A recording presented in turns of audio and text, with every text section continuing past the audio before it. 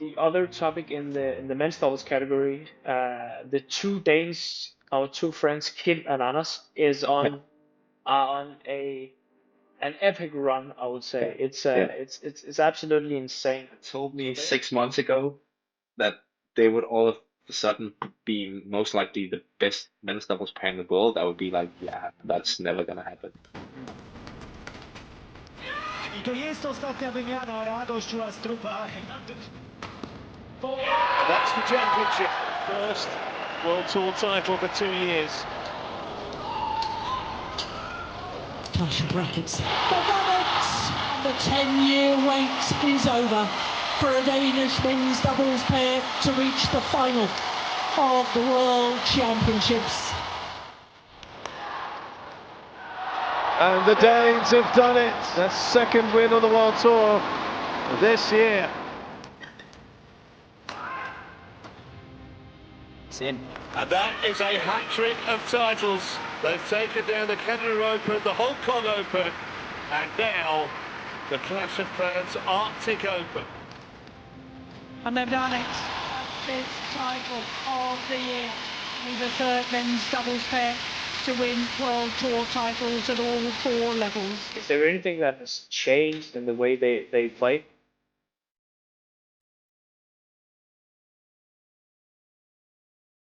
As is quite often the case, if you want to find out how someone got to their highest point, you must start by looking at their lowest. And in the case of Kim Astrup and Anders Rasmussen, we can find one of their low points by going back just a couple of years to January 2021. At that time, international competition was finally coming back after COVID, with 3 back-to-back tournaments to be held in Bangkok, Thailand. Very strict protocols were to be in place, and there were to be no spectators in attendance. But for both players and fans, this was a very welcome return. For Kim Astrup and Anders Rasmussen, I'm sure they were very much looking forward to getting back to action and starting with a clean slate. And that's for the simple reason that 2020 didn't end all too well for them. At the Denmark Open in October, the last tournament of that year, they suffered a very surprising loss to unknown compatriots at the time, Rasmus Kjær and Jo Ipe. But any hopes of starting 2021 on a positive note were very quickly dashed. In the first of those tournaments, they were heavily defeated by Li Yang and Wang Qilin in a match where they stated they stood no chance. We didn't have a chance against Wang Qilin and Li. The following week, they suffered yet another first-round exit, this time agonisingly close to the new and exciting Indonesian pair of Leo Raducanu and Daniel Martin. And if 2 consecutive first-round exits wasn't bad enough, with England's pair of Ben Lane and Sean Vendy defeating Indonesian pair Alfian and Ardianto that same week, they also missed out on qualifying for the third tournament of this Thailand bubble, the World Tour Finals. With all of this, 2 first-round exits, plus failure to qualify for the World Tour Finals, combined with the extremely isolating nature of the tournament, with all its protocols and quarantining, it's fair to say morale wasn't particularly high for Kim and Anders. Something which Kim Astrup alluded to when him and Anders were a guest on the Badminton Experience in 2022. Yeah, I just remember that we were looking each other in the eye and saying to each other, is it really worth it? Like worth it playing badminton or what? Yeah, it's just, you know, sometimes you have those moments in your career that you're just like, if you CK, it's not worth it. It's not worth the drop. But as you can tell, Kim and Anders didn't call it time on their career. Instead, they opted to talk it through and try to come up with a plan. In Thailand 2020? 2020. And lost. And then we had a good talk. This talk certainly seemed to work, as at the very next tournament in Switzerland in March, they won. Then, at badminton's biggest tournament on the World Tour, the All England, they reached the semi-finals, their best ever result there. And following that came what was their most consistent period. So, I hear you asking, what has this got to do with their recent results now?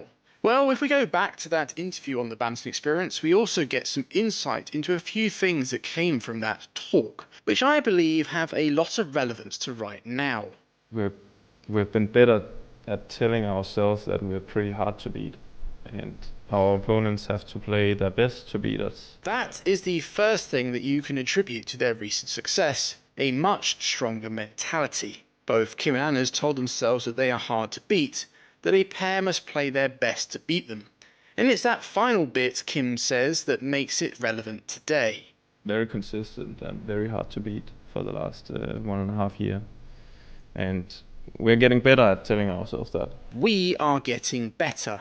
That is the key takeaway. Because, like I've already said, this was recorded in 2022, and whilst these sort of changes can happen pretty quickly, for it to really take hold and be noticeable takes even longer. And I believe we are seeing the fruits of all of that right now.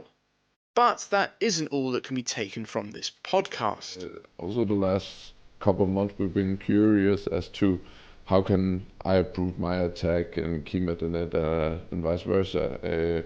We're not just doing the same, we're still being curious as to where we can make our own points. Looking the opposite way that we have been for the last few years, that how can you take more points at the net, and with me being a backcourt player. So that's been one of the bullet points for us and our coach to look at how can we score more. This is not only incredibly important, but it also emphasises how long it takes to make changes in your game. One of the big areas that I've seen where Kim and Anders has improved is how they're able to score their points better. They've always been a good defensive pair, hard to score against, but rarely were they able to win their own points. Something absolutely crucial if you wish to be true contenders at the big events and consistently beat the world's best pairs. And whilst there are a number of areas I could cite, the clearest one, and one which I feel has had a knock-on effect elsewhere in their game, is in how Anders has improved his net play. This is something that not only Kim has mentioned, but has also been pointed out by BWF commentator Steen Pedersen on a number of occasions.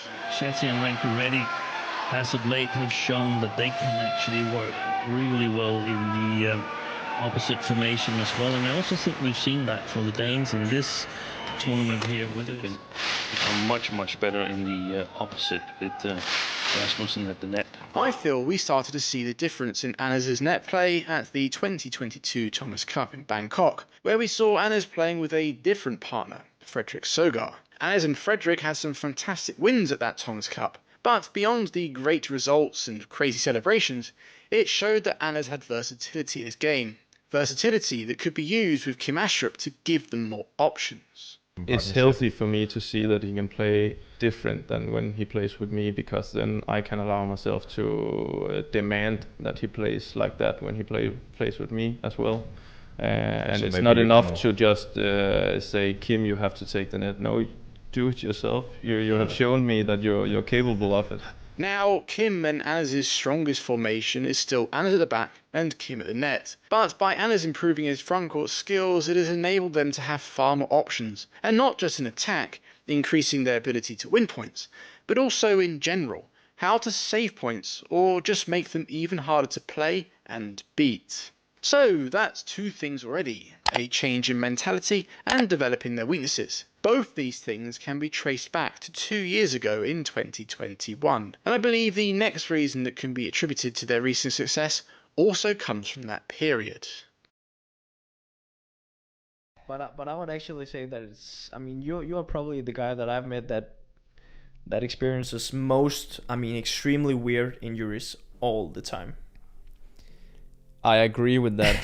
If you had to name one of Kim Astrup's weaknesses, other than his rear court play, you'd probably say it's that he is prone to injury. Throughout the years, he has had a number of injuries that have either left him out of action, or what often happened made him unable to train properly, often hindering him and Anders' chances of success. But it was during the lead up to the Olympics in 2021 where there was a little turnaround in this. In the build-up to those Olympics, Kim and Anders, like all top badminton players around the world, trained extremely hard. But what was different to previous times was that Kim was able to train fully all the way through. The period leading up to the Olympics, we really trained extremely hard, and I think Kim had some eye-opener in terms of his fitness and not getting injured. And at those Olympics, they performed very well. Both of them were happy with their performance, even if they lost in the quarterfinals. Yeah, and I think actually the Olympic training did some really good stuff to us. We haven't performed that well after a long training camp, 5, 6, 7 weeks, but I think we played some of our best at the Olympics, still losing in the quarterfinals, but we didn't take it as a huge letdown. We took it as, okay, there's more ahead of us. This segues nicely into the next thing I feel which can be attributed to their recent success. Kim Astrup has been able to stay injury-free. But maybe more than that, I feel that prep for the Olympics gave both Kim and Anders a blueprint for what training worked for them and how they could use it moving forward. Now, if I take that factor and add to it others, you'll start to see something very interesting. And that is that Kim Astrup and Anders Rasmussen have made extremely positive changes into the 4 main areas of badminton. Firstly, they changed their mindset, having more belief in themselves, the mental side. Secondly, they fixed their weaknesses and looked to try and win their points rather than not just lose them, the tactical and technical side. And lastly, they both re-evaluated their training, learning what training not only works, but more importantly keeps Kim injury-free, the physical side. By improving all 4 of these main areas consistently since early 2021, well that is what I feel is heavily attributed to Kim and Anders' recent success. But wait, there is something that I need to address, something I've overlooked, something that if you're a badminton fan has probably been bugging you this whole time. I truly don't understand how it can happen like that fast. And also like with the way everything was going for them, like before the European Games, they played 3 tournaments in Asia and they lost first round in all of them. Yes, before this miraculous run by Kim and Anders, they seemed to really struggle to get any wins, with those 3 consecutive losses Vittinghus mentioned being in Malaysia, Singapore and Indonesia. So why, you must be asking, did I not mention this earlier? And does it not undermine what I've said, as those improvements I've mentioned happened before this period? Well, to that last one, no. And to the first one, to be honest, I did it on purpose. Because it leads nicely into my last point. The last thing I feel has changed for Kim and Anders. Whilst all those changes I've mentioned before have given Kim and Anders a foundation to reach the kind of heights we've seen in them recently, to actually do it requires something else. Getting that first big win. I to jest ostatnia wymiana, radość u Astrupa, radość bardzo specyficzna. The European Games is a rather new multi-sports event. It doesn't have the same sort of history or prestige as the Asian Games, and I doubt it ever will in badminton for the simple reason that badminton is stronger in Asia. However, that doesn't mean winning it means nothing at all. It is still a multi-sport event where you are representing your country as much as you are yourself. And for Kim and Anders, being able to win this tournament meant even more than that, because winning this tournament gave them confidence again. Confidence they took into their next tournament in Canada, where once again they won. En route to that Canadian Open title, they defeated a number of top pairs, none more so than the current Olympic champions. The ones Anna said earlier that We didn't have a chance against Wang Qiling and Li. I believe these 2 back-to-back wins were massive, as not only did it reignite the confidence in them, but it would have reaffirmed their belief in their training, and it also would have made them excited to push forward for more. Yeah, and once you're consistent and playing well, it gets more fun, and you're looking more and more forward to the next tournament and the next instead of having the fear of losing again. At the Japan Open they may have only got to the second round, but that was because Kim kinda had to be somewhere else, as he was to become a dad for the first time. Now, whether or not becoming a dad is also a factor in this pair's great run, I'm not so sure, but I must say since the birth of his child, Kim has seemed even more grounded. So I'd like to say this has had nothing short of a very positive impact on his performance on court. And that confidence came massively to the forefront at the World Championships. Kim and Anders went on a heroic run in front of their home fans, clinching the silver, defeating a number of the pre-tournament favourites en route, only falling agonisingly short in the final. I don't think I need to continue giving a rundown of Kim and Anders' recent run. Instead, I'm sure all of you just want to know the point I'm trying to make. What has this got to do with the whole video? Well, allow me to explain. The confidence and belief from winning big titles and beating top pairs often leads to more titles and more big wins. And that creates momentum. Momentum which increases the confidence and belief, which once again leads to more titles and wins. You see this time and again, and it can happen in the reverse too. For Kim and Anna's, remember how they said that they decided to believe they were very hard to beat? Telling ourselves that we're pretty hard to beat. Well, I reckon once they got those early titles and wins under their belt, they really believed that. They lost their fear of any opponent, a mindset which makes any pair more dangerous. And when you couple that with everything else they have changed since 2021, well, it culminated in the results we are seeing today.